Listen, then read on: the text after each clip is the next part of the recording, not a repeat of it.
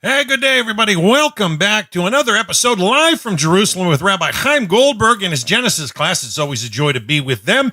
Let's hope we can keep an orderly Zoom room. I know they're still working out the chat box in there with help from Tony Lamone, and they're joined by many people from around the globe in the Zoom room. Folks, let's just keep it orderly, and I'm sure we're going to have a great class because it's always a joy to hear the light of Torah coming out of Israel, especially with Rabbi Goldberg of the Noahide World Center. So, Rabbi, you're live, you're on the air, it's your class, sir.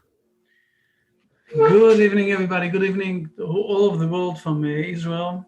We are fine. Hope that everybody else is fine. I don't know how we managed to do that, but we already have the vaccine against the COVID-19. I think that we have almost 500,000 of them, and soon we're going to have for all of the population. I don't know why, I don't know how, how he managed Netanyahu. He's a bit of a magician that he did that, but it's okay. We're not against something like that, and we hope that everybody else will also get it soon as possible. That all the world will be in this situation. Okay, so good evening from Jerusalem. As you all know, we're already celebrating Hanukkah, and my family got a bit of annoyed that I said to them that I'm going out for a few minutes, but we will do at least half an hour, 3/4 of an hour. And another thing that I will say that Lee Fogel, okay, that wasn't with us last week. It was because his wife went to give birth at the same time and moment that we were here. So now they have a baby son, and hopefully he will join us back next week. This week he won't be again, but we will learn something from the Genesis and also something from Brit Shalom, even though it's going to be a bit short this time because I also need to go to my family. Another one thing that I want to mention is Michaela from Italy. Okay, so I really got involved with the people that you sent me, and we have also a rabbi that is speaking Italian. This is a blessing, really. Thank you for everything you are doing. So hopefully in the next coming 2 weeks, we will combine also you with the rabbi that is speaking the Italian language, and hopefully another community in another area we're going to build up. Thank you very much. Excellent. Not blessing for me, blessing for all over the world. So it's good. Mazel tov. Yes. So let's dive inside. Let's start. Let's do it. Okay. I hope that Tony managed to open the chat room. It looks like it. So hopefully that's good. Excellent.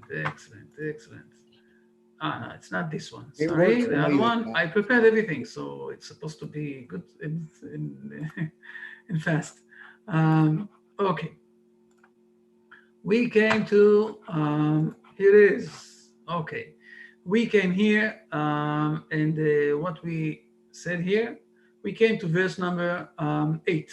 So please, Dan, read verse number 8. Now we have the chat, right? We have the chat room. So looks Tony, like it. Feel comfortable. You, Tony, and Dan together, you will decide what and where and how. People can ask things in the chat room, and we will go on, and you will stop me wherever it's supposed to be stopped. Okay. Verse 8. And God said to Noah and to his sons with him, saying, And behold, I am setting up my covenant with you and with your seed after you, and with every living creature that is with you, among the fowl, among the cattle, and among the beasts of the earth with you, of all those who came out of the ark, of all living creatures of the earth. Now, let's continue up until a few more verses. And I will establish my covenant with you, and never again will all flesh be cut off by the floodwaters, and there will never again be a flood to destroy the earth. And God said, This is the sign of the covenant which I am placing between me and between you and between every living soul that is with you for everlasting generations. My rainbow I have placed in the cloud, and it shall be for a sign of a covenant between myself and the earth. And it shall come to pass when I cause clouds to come upon the earth, that the rainbow will appear in the cloud. And I will remember my covenant, which is between me and between you and between every living creature among all flesh. And the water will no longer become a flood to destroy all flesh. And the rainbow shall be in the cloud, and I will see it, to remember the everlasting covenant between God and between every living creature among all flesh, which is on the earth. And God said to Noah, this is the sign of the covenant that I have set up between myself and between all flesh that is on the earth. Okay, so we all know this covenant, okay, that here we read in those verses, the covenant of the rainbow. And I want to say a few important points about this covenant and how the mind of this covenant and what's really happening here. Or another, I will say, level of what's happening here. Another, I will say, profound level. So first of all, the first thing that we need to see that when God is speaking with Noah, he is also speaking with his sons that are with him. Okay, it's not the son, they were not really prophets. They were together with him, but the main prophet here is Noah. We will see that only one of the sons is a continuous dynasty of Noah. Only one of them is the main continuous, okay? They're all the dynasty of Noah, but one of them is only one who is continuing with the prophet. The second thing I want to say, the word covenant in Hebrew is the word Brit. Okay, Brit. Brit, and this is also the name of our organization, Brit Olam. Okay, this is the Brit of the world, and it's happening here before the Hebrew nation is already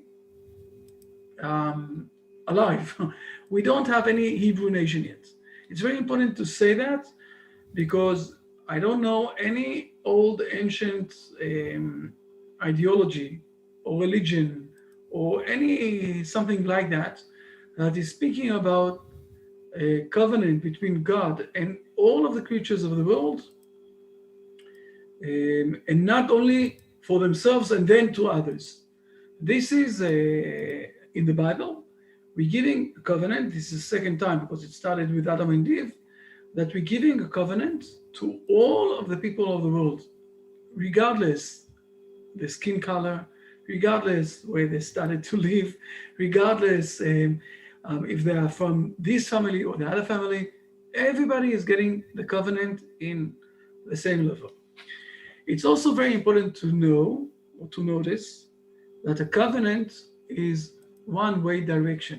What I'm saying is God decided to do this covenant, and it's not something that is breakable. He's not breaking his covenant. Now, when I'm doing an agreement with someone else, if there's someone else who will break the agreement in some sort of a way, I'm also not supposed to do my side. But here, it's not a two-direction agreement between God and man. This is one-way direction between God and the humanity in this world.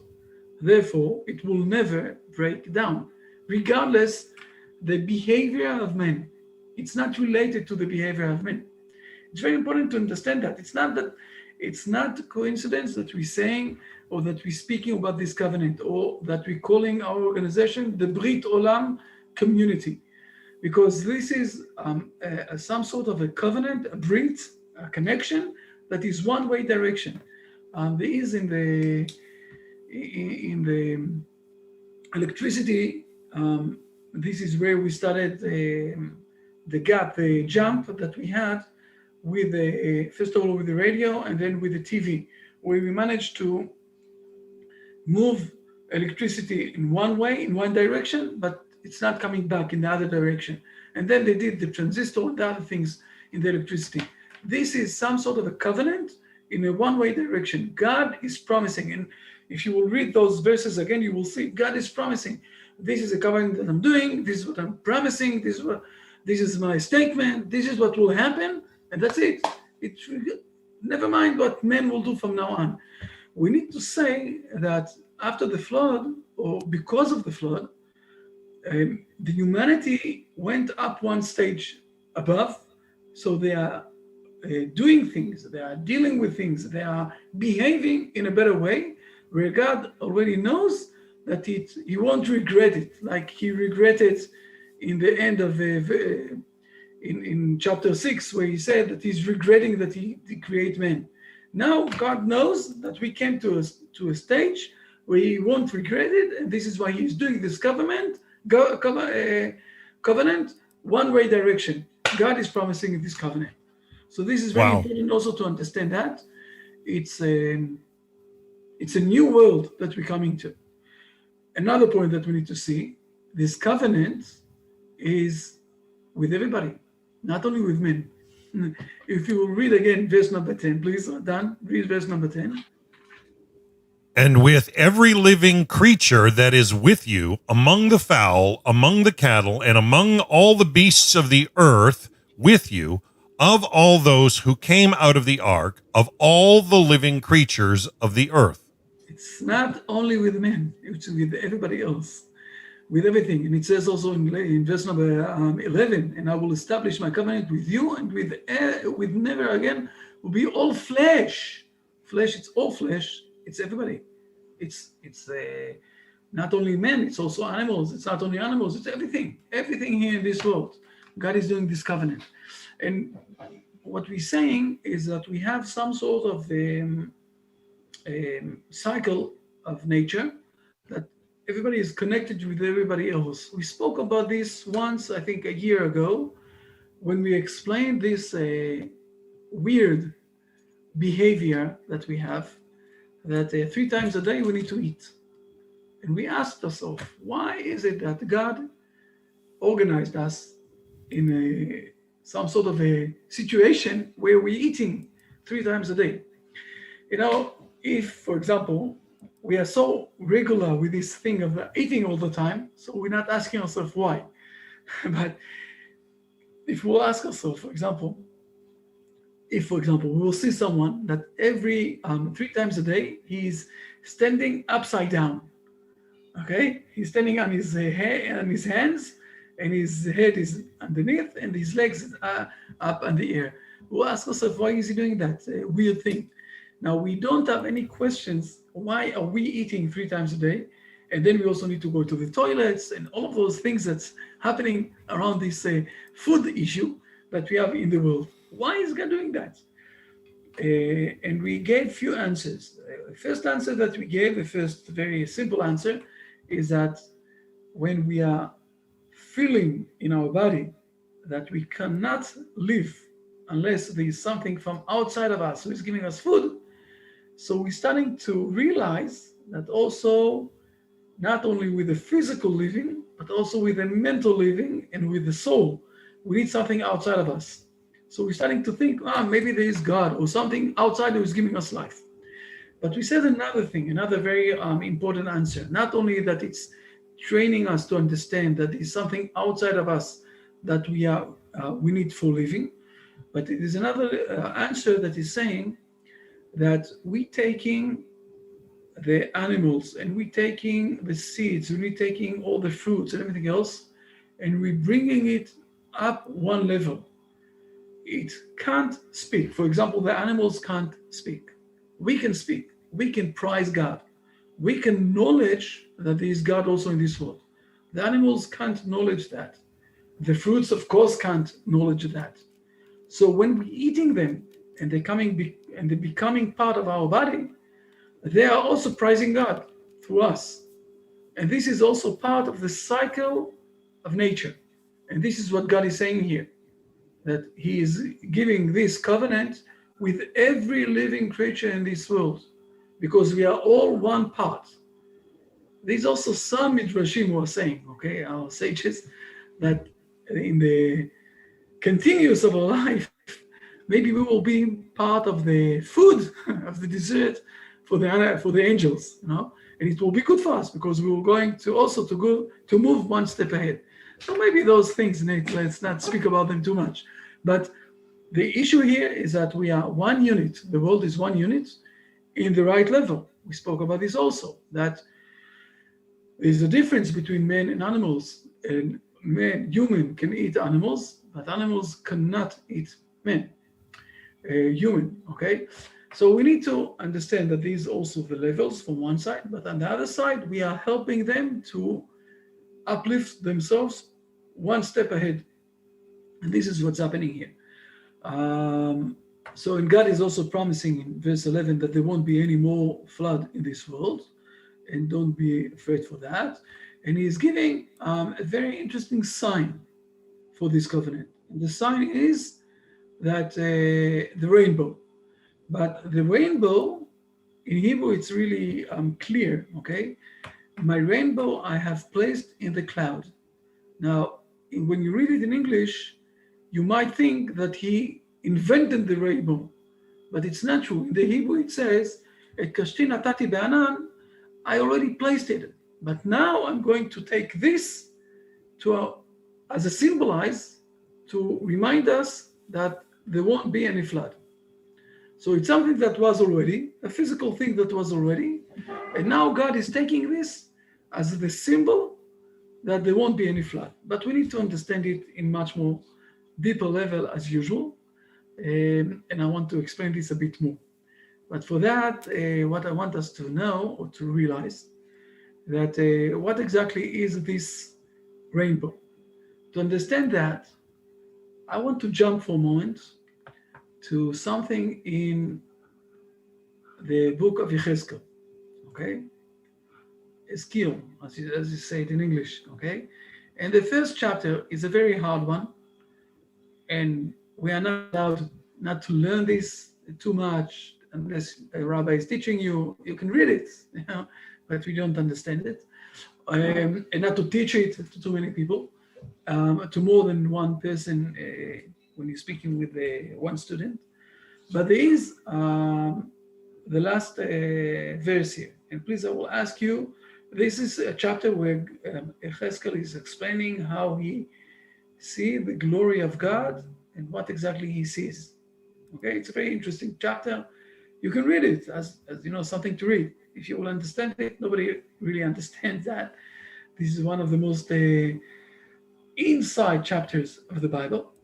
But there is also the last verse in verse number 28. Please don't read this verse. Like the appearance of the rainbow that is in the cloud on a rainy day, so was the appearance of the brightness round about. That was the appearance of the likeness of the glory of the Lord. And when I saw, I fell on my face, and I heard a voice speaking. Yechezkel is explaining what he saw in 27 verses. And at the end, he is saying, you know what it is reminding me, or it's a similar thing. And he's saying it's the appearance of God, okay, and the likeness of the glory of God. I don't like the word Lord, okay, the word is God. It's like the appearance of the rainbow. Oops, the rainbow. We saw the rainbow already here in chapter in Genesis here, chapter 9. We spoke about the rainbow, okay? This is the rainbow that we're speaking about. So what exactly is the glory of God? What we are saying here, okay, and this is what Yechezkel is saying to us, that we went down one level. Before the flood, we had connection with God, that we saw Him in a much more clear appearance. And now it's some sort of a glory, how we say it here, it says here, the appearance, the likeness, glory of God, okay? Now we are moving to the glory of God. The glory is some sort of a, it's a bit of a far away from us. It's not something very close to us. It's something that is putting us in a bit of a distance from God. So if before that we manage to realize God and to have connection with God through our mind, that is very clear, okay, true and false in our mind is very clear. Now it's not with the mind, it's more with something that is a bit more separated, and it's related to the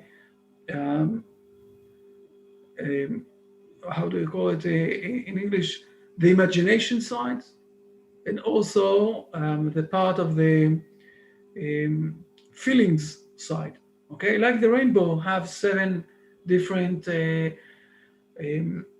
Colors, yeah. colors, and the same thing we have all sorts of things. For example, the kindness, the grace, charity, heroism, glory, eternity, all sorts of things that we see God. We spoke about the kindness. It's not here. I'm sorry for that. We spoke about the kindness, for example, in Psalm 21. This Shabbat, where we read the Parsha. Just a moment, let me find it in a moment.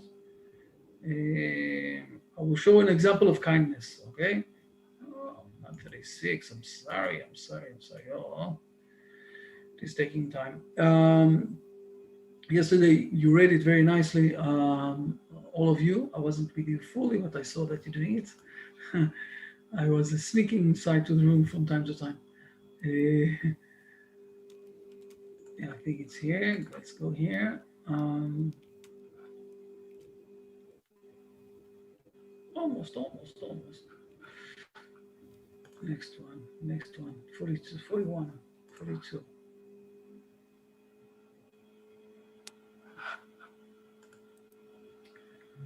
Sorry, I was sure that I already organized it.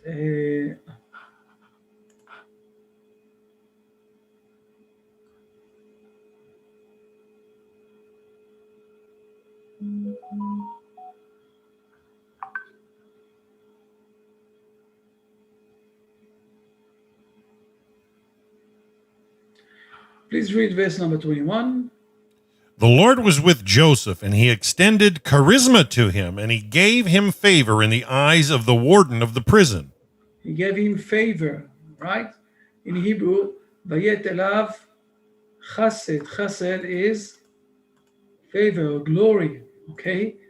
So who gave him glory? God gave him glory. Vayi Hashem, God, Yud Kei Vav Kei.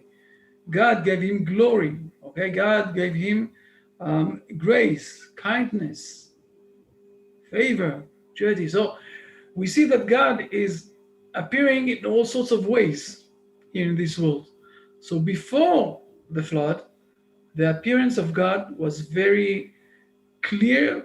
With a brain, we could have said what is true, what is false, what is true, what is lie. Now, after we had this flood, God is appearing in front of us through all sorts of ways that I said before, okay? Like all the kind of the colors. So God is appearing in front of us in all sorts of ways, and it's a bit broke down. So it's some sort of a glory. I want us also to read for a moment, and we know that already done. I think we never learned this part, but I'm going to share this with us. So please, this is part of the Kuzari, okay? Now we're going to read, just a moment, you see, we're going to read a bit of a long, close it up, here it is. Okay, you're going to read a bit of a long part, but it's very important. You're going to read note number 2 of the Al-Khazari and what exactly the rabbi is answering him. We're not going to learn until here. We're not going to learn all the Kuzari. We're just going to see for a moment. Beautiful class. Some sort of a part how to explain what is the glory of God. Okay, so please don't read part 2 and 3 till this part will finish. Al-Khazari asks, how can I individualize a being if I am not able to point to it and can only prove its existence by its actions? And the rabbi responds, it can be designated by prophetic or visionary means. Demonstration can lead astray. Demonstration was the mother of heresy and destructive ideas. What was it, if not the wish to demonstrate, that led the dualists to assume 2 eternal causes? And what led materialists to teach that the sphere was not only eternal, but its own primary cause as well as that of other matter? The worshippers of fire and sun are but the result of the desire to demonstrate. There are differences in the ways of demonstration, of which some are more extended than others. Those who go to the utmost length are the philosophers, and the ways of their arguments led them to teach of a supreme being which neither benefits nor injures, and knows nothing of our prayers, offerings, obedience, or disobedience, and that the world is as eternal as he himself. None of them applies a distinct proper name to God except he who hears his address, command, or prohibition, approval for obedience, and reproof for disobedience. He bestows on him some name as a designation for him who spoke to him, and he is convinced that he is the creator of the world from naught. The first man would never have known him if he had not addressed, rewarded, and punished him, and had not created Eve from one of his ribs. This gave him the conviction that this was the creator of the world, whom he designated by words and attributes and styled Lord. Without this, he would have been satisfied with the name Elohim, neither perceiving what he was, nor whether he was a unity of many, whether he was cognizant of individuals or not. Cain and Abel were made acquainted with the nature of his being by the communication of their father, as well as by prophetic intuition. Then Noah, Abraham, Isaac, and Jacob, Moses, and the prophets called him intuitively Lord, as also did the people, having been taught by tradition that his influence and guidance were with men. His influence also being with the pious, they comprehended him by means of intermediaries called glory, Shekinah, dominion, fire, cloud, likeness, form, the appearance of the bow, etc., out of Ezekiel 1:28, which we read. For they proved to them that he had spoken to them, and they styled it glory of God. What we're saying here, basically, that we have here something that is much more, something that spoke with us, something that led us, something that helped us, took us out from Egypt, and we have a lot of way how to call this, but it's not. We're speaking about something that have an appearance in front of us, but we know that there's something else above it, more than that. It's a bit related to what we spoke yesterday, the meaning of Hanukkah. Okay, we asked why all of the world, also people who are not Jewish and are not from the Hebrew dynasty, are like to light the candles and to say Happy Hanukkah and everything else. By the way, also it's also related a bit to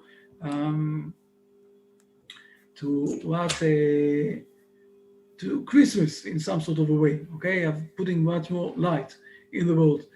And the reason I think that one of the reasons that we can mention is that the Hebrew nation is always saying there is something more than what we see. And this is why we're lighting these candles inside the Temple Mount every night when people are going to sleep, to light the darkness. There's something more than that. How come after the Romans did all the efforts to unpure all of the oil, the Hebrew nation came and said, we must find something here pure, and they found it. Because there's something more than what we see in front of us. And this is also what we're saying here.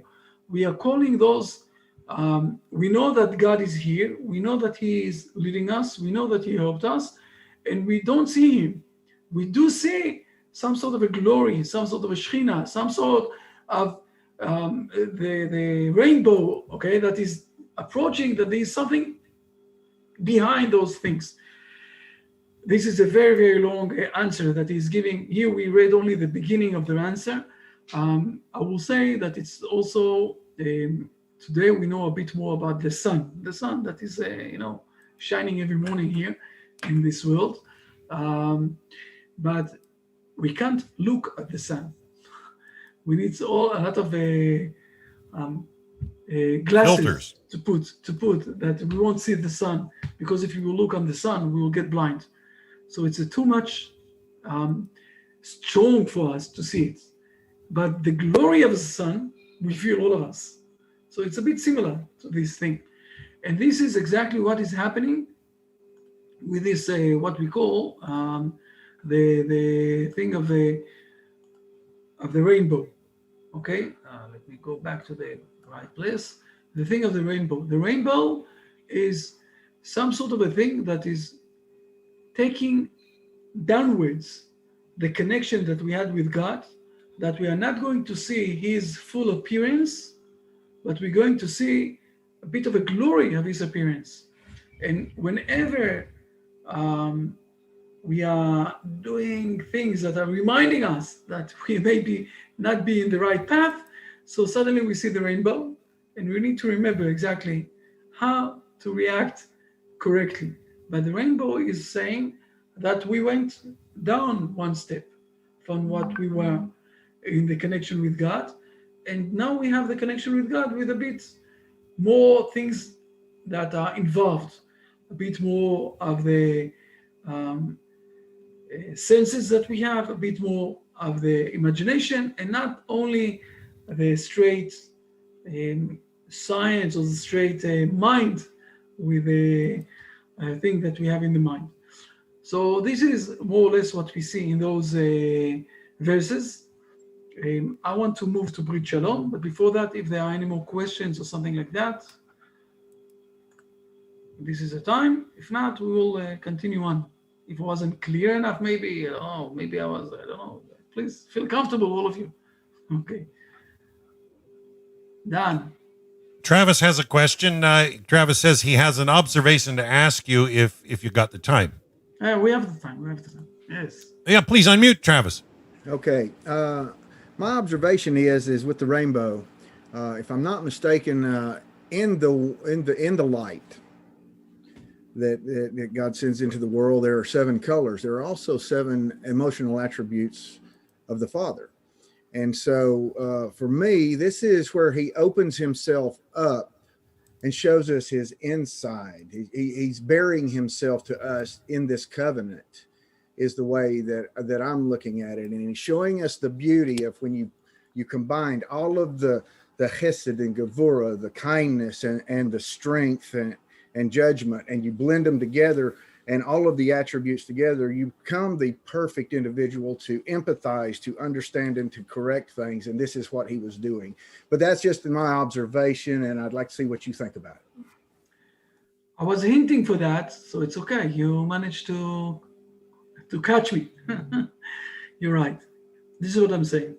We're speaking about the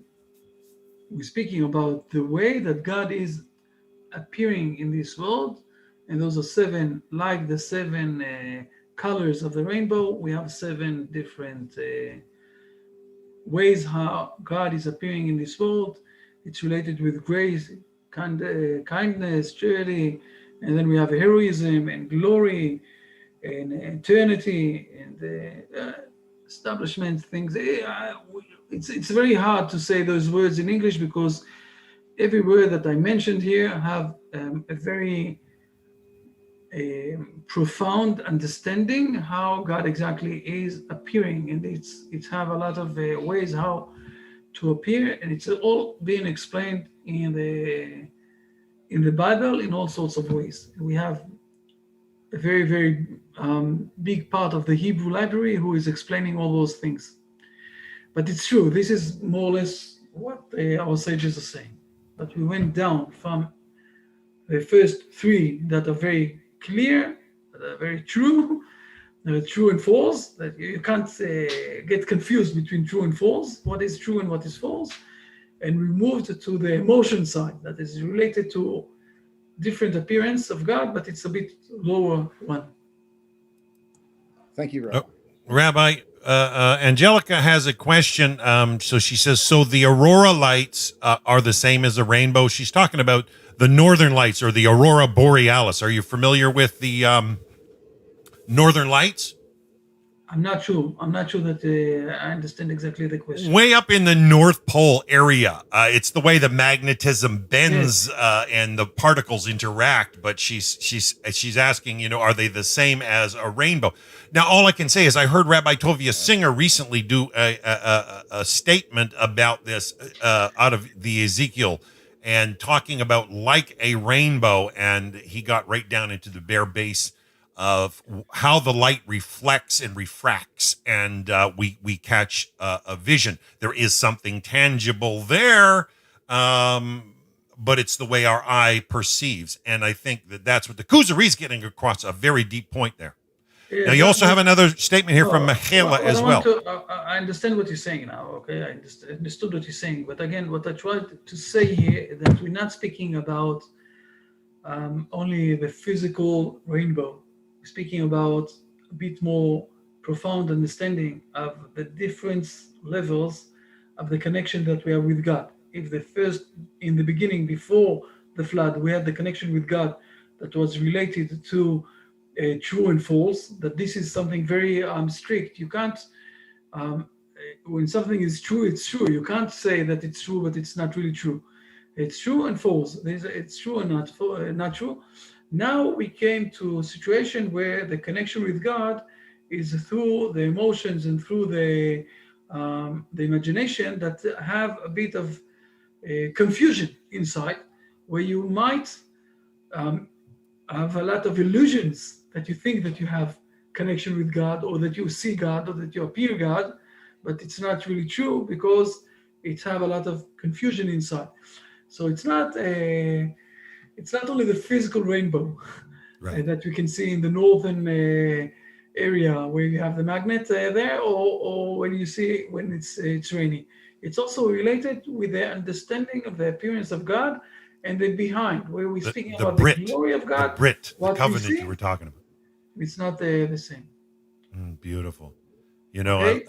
I love how you brought out of verse, I believe it was 13, that the rainbow, in fact, may have existed. It just became a covenant.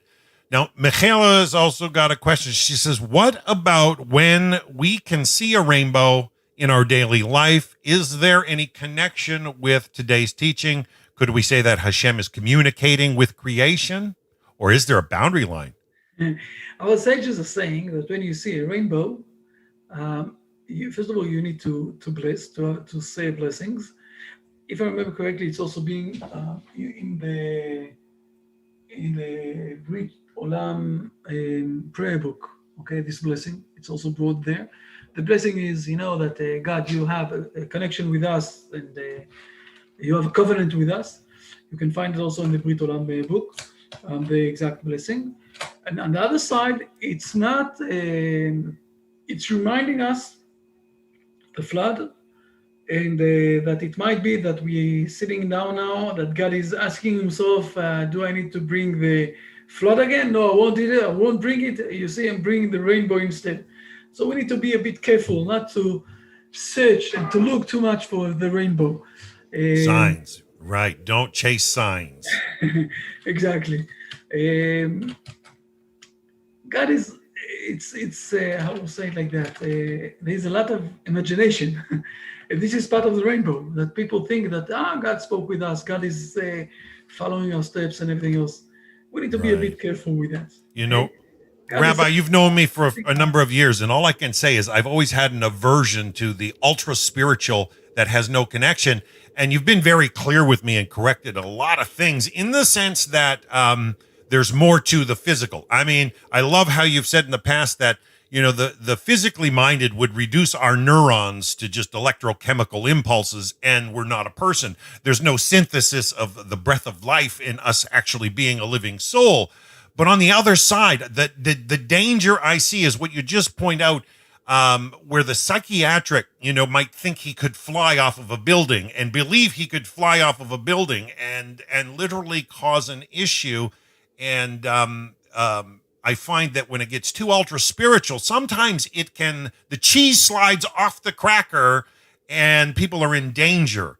And they're actually searching for something that has no genuine connection. And I really appreciate the light of Torah coming out of Israel to keep that safe. And I just encourage people, if you have deep questions, make sure you ask in a rabbi.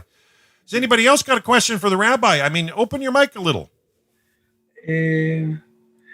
Let's read a bit, at least 2 or 3 from the Brit Shalom, so we will continue on. We won't break the line, Flow. the continuous of the things, and then I'm going back to my family.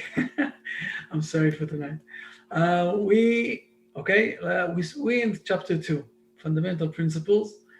Next week, hopefully, Lee will come back and he will continue on also with this thing. And it's very honorable for me that he's also part of us with this thing. We came to halacha number 4. Please, Dan.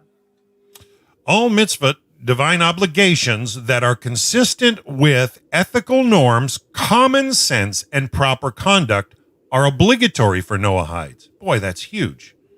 We need to know that, and this is one of the most important points that a lot of people really, I will say, losing it, okay? When they're starting to get confused between the relationship that they need to have between men and God and the relationship that they have between men and his fellow men. And a lot of times they're getting confused with this and they're trying to overlay the relationship that they have with God, and they are behaving not in the right way on the relationship that they need to have with their fellow men. I want to remind us all, and we learned this already, that the first mistake that Adam and Eve did was the relationship between men and God. God said to them not to eat from this tree, and they ate. And the second thing was that God came to Adam and asked him, why did you do it? And he said, oh, it's because of the woman that you gave me. So he was also without any thanksgiving to God. He was the opposite than thanksgiving to God. God gave him blessing that he gave him is the wife. And Adam said, no, it's not good that you gave me the wife. So those are things that are related between men and God. Now, the second generation, when we went out from Eden, is from there on till the end of days, the main thing that we need to reorganize is the relationship between men and his fellow men. This is the first preference. The second preference is a connection between men and God. So when we have a debate between the values of men and God and men and his fellow men, with a common sense, okay, and the proper conduct of ethical norms and everything else, we need to remember that you can't say, it's more important for me, the connection between me and God, and therefore I will behave not normal between men and his fellow men. And the example that I can bring is a very interesting Mishnah. Mishnah is a part of the Torah, the oral Torah that we have. And it says that this Mishnah is saying that Lulav hagazul pasul. Lulav is one of the mitzvot that we are doing in Sukkot. And Lulav hagazul is that I stole this Lulav. And this Lulav, this thing is something that I'm doing between me and God. But if I stole it to do this mitzvah, so it's rejected.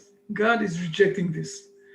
And this is, I will say, showing the question of what is more important, the moral between men and his fellow men, or men with God. We need to remember, it's very important to have a good connection with God, but it can't be that I will smash, I will do wrong things to my fellow men because I want to be good with God. Something here is unstable with the ethical norms and with the common sense. And a lot of times when people are getting very excited in the beginning of the relationship that they have with God, they are losing it between the people that they have with themselves, with the friends around them, with the families around them. And we need to remember that. You need to have good relationship with God, but it's not less important. It's even more important that you will have good relationship with the people around you. And we're saying this also a lot of times also with people who already moved from being, for example, Christian, but the spouses are still in the level of the or Christianity, or they don't want to come inside to those things. We need to be very careful what we're doing and how we're doing things, because it's very, very important to be in a common sense with the ethical norms and to behave normal and not to do weird things or to force the people around us in a weird way. We need to behave normal, and this is very important note. Okay, level-headed. Any questions about this? Yes, if not, we'll read the next one. Okay, done. Number 5. Number 5, non-Jews may not institute new mitzvot of a religious character by themselves without the approval of the sages of Israel. We have a say in Israel. This is very important part. We have a say in Israel that what will happen in the next coming few years, that everybody will come in each nation, in each religion, they will come with a package to Israel, to Jerusalem, with all sorts of ethical mitzvot and things that they're doing, and they will ask us what is good and what is bad. And we will tell them, open it by yourself. This thing you need to put aside, and this thing is a good one, good behavior that you can continue on. But to start to invent things without the sages of Israel is like, it's like that we have today the COVID-19 in the world, and someone will say that he have the exact vaccine to move the COVID-19 from all of us. Who said, you need to approve that. You need to have some sort of approval. You need to become, to be with the right knowledge, and then that the FDA will say that it's okay after you did something like 50,000 examines around people. So it's not everything that you want to take, you will take. You see, it's a bit more complicated. And the same thing, if we want, what is a mitzvah? Mitzvah in Hebrew, we said it already once, but I will remind it all of us again. Mitzvah in the Hebrew language is by becoming the team of God. The word mitzvah in Hebrew, it's also the word team. I'm part of one team, a team with God. So it won't help that I will invent how to become a team with God. I need that He will say to me how I can join Him to become one team. And this is something that people can invent for themselves, but it won't help. Therefore, we need the sages of Israel, and especially later on, there will be also the prophets of Israel that are speaking with God, and God will tell them, this is good, this is a way to connect with me, and those things are not the way to connect with me. And this is what happened, for example, when the beginning of the Christian world, when it started, where they decided what are the things that they're going to take and what not. But they decided it didn't have any connection with the sages of Israel. And this is where they lost it. They decided this yes and this not, but it wasn't related with God.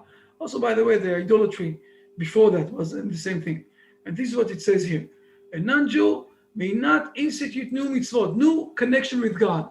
It's supposed to be in the right direction.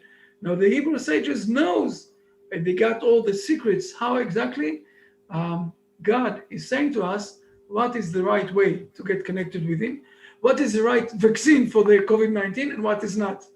Okay, now you can't do it because I want to do it. That's it.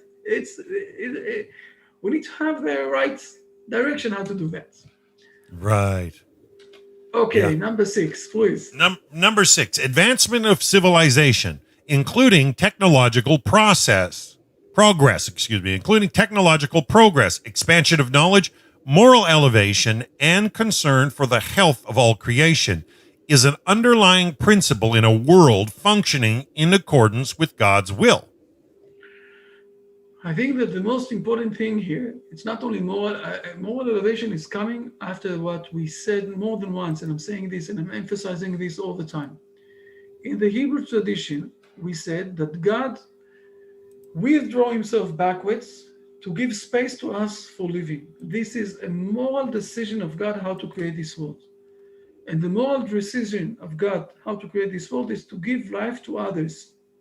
Therefore, giving life and giving others space to live, this is the most important principles in our functioning world. This is what it says here. This is the most important thing. Everything else, and we spoke about this also last week, everything else is, I will say, imaginations, okay? Or even can bring the wrong way of God. There is a very great rabbi in England, Rabbi Sachs, that passed away, Zecher Tzadik Livracha, that passed away a few weeks ago. And he saw, and he was really abused and was very terrified. He saw that a lot of Muslims are killing themselves for killing others under the name of God. So he wrote down a book, a long book. You can't kill people on the name of God, with the name of God on your mouth. It's not working together. But this is because he is a Jewish person. He's a Hebrew person. He came from the Hebrew people. And the Hebrew people understand that God is the one who is giving life to everything here. Therefore, you can't take life and say that I'm doing this on the name of God. Something here is wrong. Something here is not going directly with the things that in our heritage we know in our life. I have another 5-10 minutes. That's it. I need to go. So I'm stopping tonight. Questions, notes, someone wants to say something, you have the chat, you have everything, you have all the way. Yeah, open your mics, guys. Just don't, just be courteous and respectful. Happy Hanukkah. And I hope you enjoy your time with your family. Thank you very much.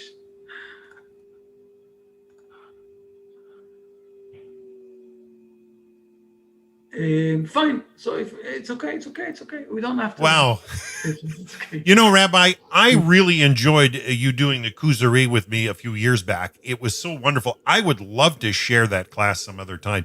I don't know if your schedule allows for it, or if you would even let me broadcast one and review the notes of the class that you did before. I've done an entire setup of broadcast skins for a new kuzari class, but I know you're so busy. Is it something that we should or could do publicly, or it's just a deep work and there's such beauty in it that I think could be studied for a long time? So first of all, you're right. We need to do also the kuzari. We need to find time, because as you can see also with the Brit Shalom that I'm combining it today with the Genesis, we need to find time that it will be good for people, and we will do another 8 sessions of the kuzari or something like that. You're right. We need to do that. Let's start speaking about a good time. Maybe, I don't know if it's good for people. I'm not sure that this is something that is good for people. Maybe we'll do on Sunday, we'll give another half an hour, something like that. And we'll do also half an hour of the kuzari. I don't know. We need to ask people if it's good, because it might be too long for people. Or maybe you can also, a bit of let's ask people when is a good time that we will also organize the kuzari also for. All right. Do you have time for one quick question off of YouTube? Yes. John Riggs is asking, he says, will the Western Wall be part of the third temple? I think yes. By the way, I sat down this last Thursday with a group of people who want very much connection with the Noah Hyde World Center. But I think that the third temple is something that is supposed to be also with the connection of a lot of people over the world that will give also their donation for building of the temple. And this is something that is really written down in the Bible. The people will give the donation also for building of the temple. It's not only for this temple is the place where all of the nations are supposed to pray and have connection with God, not only the Hebrew people. So the Hebrew people might be the priest for all of the nations, but we are all together. It's not, Right. In the Kuzari, it says, think about this wording. In the Kuzari, when he's asking, Al-Kuzari is asking the rabbi, what exactly is the definition of the Hebrew nation? So he's answering, the definition is that it's like the heart of the body. Now, I never saw a heart that is walking around here and doing everything. No, it's not. The heart is only the part that is giving life to everything else. But you can't live here in this world without the full body or without the body. So the nations are the body and the Israel nation is the heart, but we are all together. So when we want to build up the temple to have the connection with God, it can't be only the Hebrew people. It can't be only the other people in the world. It's supposed to be together. So the togetherness is something that is going together, all of us together. Yeah. Beautiful balance. And I think if we understand the target and we work towards it, it's only going to be brighter and brighter in this world. And I love the Brit Shalom book. It's clear. And I look forward to having Lee back with us next week. That's always exciting. He does some wonderful explanations. He's very clear and concise. And you tell him we miss him. So I will answer another one more question that is, I think it's very important. Christmas is very soon, right? And people are asking what exactly to have, what the relationship that we have with our families and those who are celebrating Christmas. I think that I will say it like that. I think that it's very important to have a family gathering and to have discussions with family and not to break the connection with the family members that you have closest and far from you. On the other side, you can always say, look, to go to the church and to pray there and things like that, this is not my way today. I'm praying to God and not to His Son, not to any other else. And you don't need to go to debates if you see that people are getting very annoyed from one side, and you don't need to do everything that they are doing on the other side. So the gathering of the family, to have a lot of discussions, to have good relationship. If you see that going inside to profound debates, bringing arguments and bad feelings and everything else, just avoid it. And you don't need to answer everybody. You can say, please, let's move to another issue. I don't want to go inside to bad feelings. It's very important for me to have good connections with everybody from one side. On the other side, you don't need to do things that you think that, going to church and to start to pray. This is not, we know that it's not helping to pray to, I think I said it once, Dan Brown, the one who wrote the Da Vinci Code. The books on Italy. He wrote very excellent books on Italy. He says that it's a pagan way to go on the Sunday and to pray for something that is a torture equipment in the previous years. This cross was a torture thing, and people are praying for that. You don't need to say those words because people will get annoyed, And I'm sure that now nobody will take it from here and spread it in the internet. But we don't need to say things that are insulting from one side. On the other side, it's important to have good connection with the family. Very important. And we don't need to go to things that will bring people to bad feelings. Wow. Well, Rabbi, we've kept you over an hour, sir, and I know your family wants you to get back together. Is Tony and I allowed to keep the Zoom room open for a little bit? I'm going to wind it down here online. I'm putting Tony as the host. Moderator, okay. And I'm going... So Hashem willing, next week, Rabbi, are we on for next week? Hashem willing. Hopefully a full time. All right, with Lee Fogel. It's going to be great, folks. We'll hope you join us. Have a wonderful, wonderful week. Bye. All right,